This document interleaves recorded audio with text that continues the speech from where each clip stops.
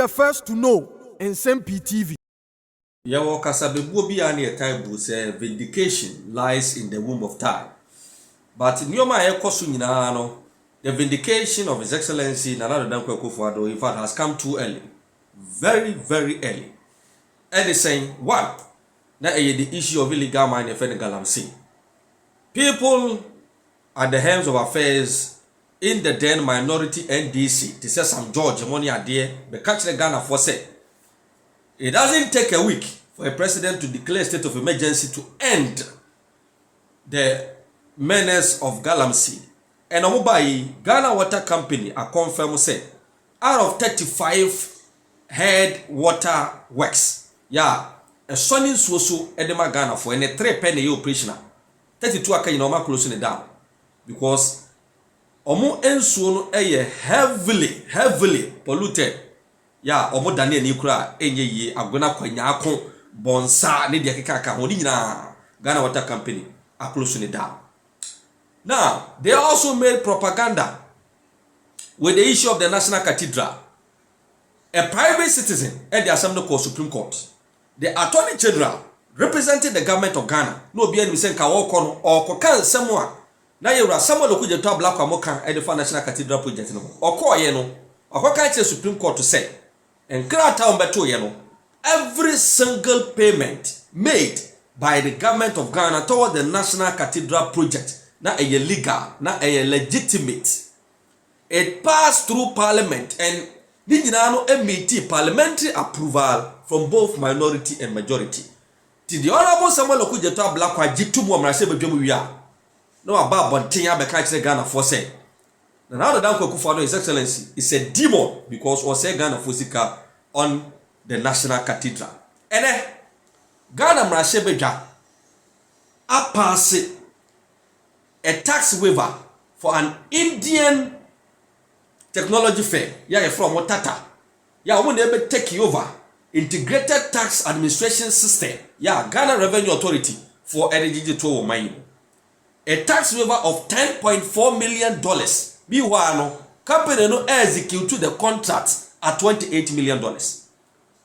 This is another form of vindication because the new patriotic party government then under His Excellency Nana Addo and the proposal this contract say Omaya researcher who said this Indian firm ebeboa ama juma dia na a Ghanaian company didi GRE in terms of revenue mobilization taxes na ebekwa nanim.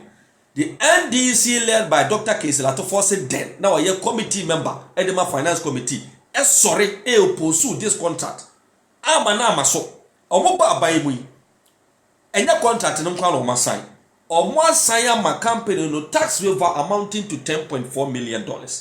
But to them, papa, the same thing applies to the lithium contract. A royalty of 10%, almost say, hey, NTB da, almost slashing it down to 5%. But more country Ghana for say it is the best dealer Ghana Benya. And then Christian Council and Omani Chirimo Jubilee House. Almost say LGBTQ plus B under the previous government ye can hu Nsem-Pii oba de beye campaign ka kire se oba ya obeba be sign na His Excellency Nana Addo na ban and na no ma yo ma dwene say omo sign and sign kire because parliament agi to mu amrase badwamu e transmit bill no at the Jubilee House. But His Excellency Nana Addo was not na onye krado say obesan bill nti wabai yente won hwe die na wo ka kire na yanko ni yanko tie the hypocritical response ya Ghana man panyini de ma Christian Council on the LGBTQ plus bill ya na uhwa sofo mpanimfo ya na omote Jubilee House wa otumo say they been shocked. A very hypocritical answer given by the President of the Republic on the issues of LGBTQ+. There were videos and audios on me. First, the request made by the Christian Council. Second, the hypocritical answer from the President. And thirdly, other issues are So stay glued and enjoy the roller coaster for yourself. The Christian Council notes with growing concern the prolonged silence surrounding the bill on the promotion of proper human sexual rights and Ghanaian family values. This has created uncertainty and tension within the citizenry, particularly among faith-based organizations and traditional communities. While the Council stands for the dignity and protection of all persons, we also maintain that Ghana must uphold a moral, cultural, and spiritual heritage which recognizes the family as a sacred institution ordained by God. We therefore appeal to Your Excellency to consider the following 3 steps. 1, to provide clear policy direction on the government's position regarding the bill. 2, to encourage Parliament to conclude deliberations in a manner that safeguards our collective moral values while maintaining social harmony.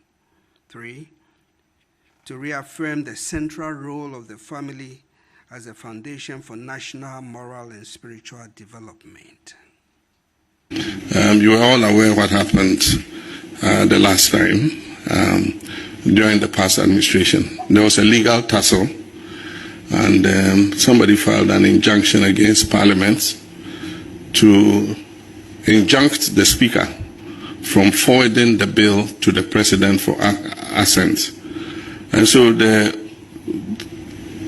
situation is that the bill was never submitted to the President for assent. So it was not submitted and the President did not assent. And by the Constitution, any bill that is not assented to by the President before the expiration of the life of Parliament expires.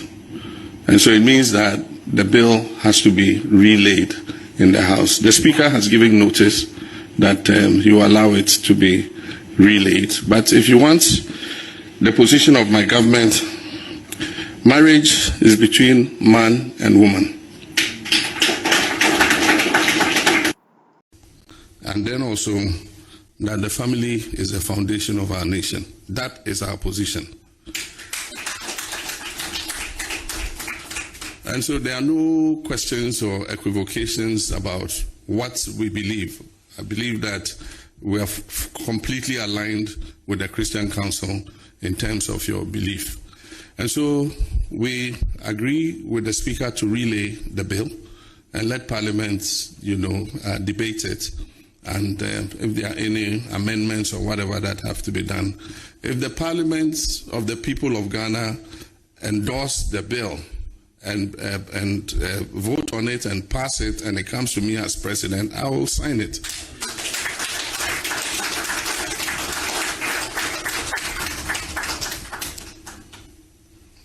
Now, the issue on the National Cathedral. The National Cathedral Board of Trustees ordered an audit into the accounts of the National Cathedral. The audit was published, and there were some issues that bubbled out of the audit.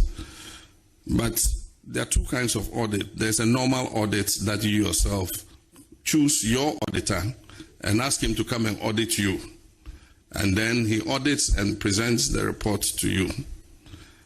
There's that kind of auditor. Then there's the auditor who is asked to come and do a forensic audit. And so we got a copy of the audit that had been commissioned by the Board of Trustees. And as President, I directed that a forensic audit be conducted. We want to know what happened. Before we go forward, we must know what happened. And so we're waiting for the report of the forensic audit. Once that forensic audit has been done, then we can decide what the way forward is. I am a Christian, and I believe that building a house where we can worship God is a good thing. I was one of the chief fundraisers for my own Assemblies of God church building where I worship at Ringway Gospel Center. And I built 10 rural, we call them temples, in 10 villages for the Assemblies of God Church. Of course, I solicited support from different people, and we built them. They have quarters for the pastor. He's got his bedroom, he's got his kitchen, he's got his living room, and then we have the church hall that can seat up to about 150 people. And so I do believe in building, an interdenominational place where we can worship. But it must be done in consultation with all of us. All of us must decide, how we want to do it, what the scope is, and how much it should cost. I believe that at this time and age, with all the problems we have, $400 million to build a cathedral is excessive. I know Nigeria have built an ecumenical center, and I've been there. It's a decent, beautiful place, and they built it for $40 million. And so maybe some of the things are excessive, Let's find somewhere, all of us, on National Day of Thanksgiving and Worship, we can all go there and worship God and thank Him for what He has done for us.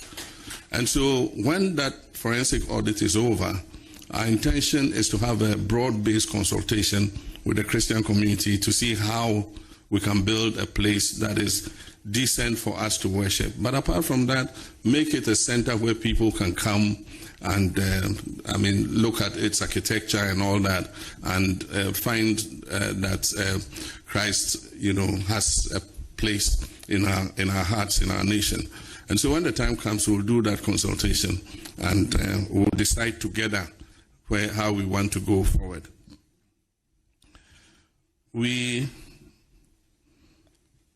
Before I became president, had indicated that we're going to take the fight against corruption to a whole new level. And it's not anything personal against anybody. I have said several times that our problem in the fight against corruption is that it is always post-regime corruption that we fight. And so when a government is in office, when scandals are taking place, they don't deal with them. And so they leave it until a new government comes. And when that government comes and starts investigating the cases of corruption, then the previous government says, oh, you are witch hunting us. This is political persecution. But I've said notice to my ministers, ask them every day in cabinet, I remind them. I say the prosecutions that we're taking against the current government woe betides the first person who brings a scandal to this government. We shall hang them on a cross. And you follow our Lord Jesus Christ, that you cannot resurrect again. And so I keep warning them that Aba Edibo Techi and Nwani Edibo Boba. But we must deal with the corruption that has taken place. And my belief is that if we want our people to continue to have faith in our democracy, then we must show that the political elite is capable of governing accountably. Because by the time we went to the 2024 elections, most of our young people and our people were like, oh, even elections, it's a waste of time. You go and vote and people will just come and misuse our money. If we don't let our people believe that we can govern this country and govern it accountably and hold people to ransom who have misused government resources, then we can go the way other countries have gone. And that's why I said before the election, and I was misinterpreted, I said Ghana is not immune from coup d'etats. If the political class does not get its act together, it is possible that there could be a military coup or a civilian uprising. And civilian uprisings are worse than military coups because they end up in chaos and anarchy. If you look at what happened in Sri Lanka or somewhere, when the people had had enough, they overran the government, the prime minister ran away. They entered the prime minister's house, they were swimming in his swimming pool and opened his fridge and were drinking his drinks and eating his food. That is worse than a coup d'etat. And so for me, I said that my mission is to use the mandate Ghanaians have given me to move Ghana to a level where anybody who comes after cannot reverse the gains that we have done. And then people come to me and say, oh, but oral is too slow, the investigations and prosecutions are too slow and all that. But the point is, we have military and revolutionary days. A person, even whatever they say the person has done, the person must have his day in court. And a judge must look at the evidence and decide whether he's guilty or not guilty. Society can condemn the person as guilty, but when you present the facts in court, the judge might have a different opinion. And so, even though, I'm sure most Ghanaians would want us to have one big courts, this thing, put them in, and then in 1 week we dispatch your case and then straight to Nsawam and just keep dispatching them. We have a constitution and we must follow the process. And you don't just get up and take the person to court because you believe he's committed a crime. You must gather the evidence. Because however guilty you think a person is, if you don't gather the evidence and you just rush a case to court, the judge will throw it out. And so they say all this oral thing and this, that. The investigative organizations are working as and when they have sufficient evidence, then they take the case to court. And so we're not going to rush those cases if we don't have evidence because the public is baying for blood. We're going to go through, gather the evidence, prepare the dockets properly, so that when we take these people to court, we're sure of what it is we've accused them, that we give them the logistics that they deserve. Many of them have asked for more trained investigators and to train some more of their investigators in evidence gathering and docket building and all that. And so we're taking cognition of that and we would assist them in that regard. With regards to the mission schools, the Catholic Secretariat was here, they raised the same issue, and so it's something that we have referred to the Minister of Education. He actually sat in the meeting with the Catholic Secretariat, and if I'd known it would be one of the issues you raised, I'd have made him come here so that he'll give us an update on what has happened since then.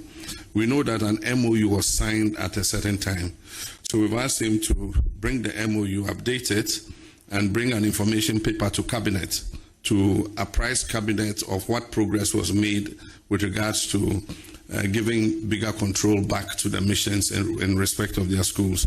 So once he does that, Cabinet will look at it and take a decision. I'm sure there'll be more consultation between yourselves and the Ministry of Education so that when you come up with a consensus that we all can stand behind, then we will move forward. I think it's in the right direction because if you look at secular control of schools, in many cases you have a breakdown of discipline. In many cases, morality is not as enforced as it should. You have a situation where a student takes a gun and takes it to school and fires it and blinds one of his colleagues. Very outrageous things, happen. And so I believe that, yes, like you said, the kind of cooperation we have when it comes to the healthcare sector is something that we can have in the education sector. And by the way, we have not taken a decision yet, but it's going to come to Cabinet. We've asked the Ministry of Education to do an assessment of all the outstanding Agenda 111 hospitals. I think AESL is doing that work. And so when they bring the report, there are some that are near completion that government will just go ahead and complete. And there are others too that are at various stages. The foundation has been finished, some are at lintel, different segments. And I was saying that because of the cooperation we enjoy with the faith-based organizations that run hospitals, if there are some of these hospitals in areas where you find that it is useful for you to expand your health outreach, you might agree to take one of the hospitals and complete it and add it to the hospitals that you manage.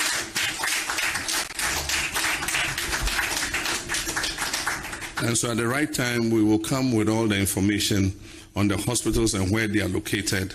And then once you've gone through, you can look at where your congregations are and where you think that if you take the hospital, it will enhance the medical outreaches that you're doing.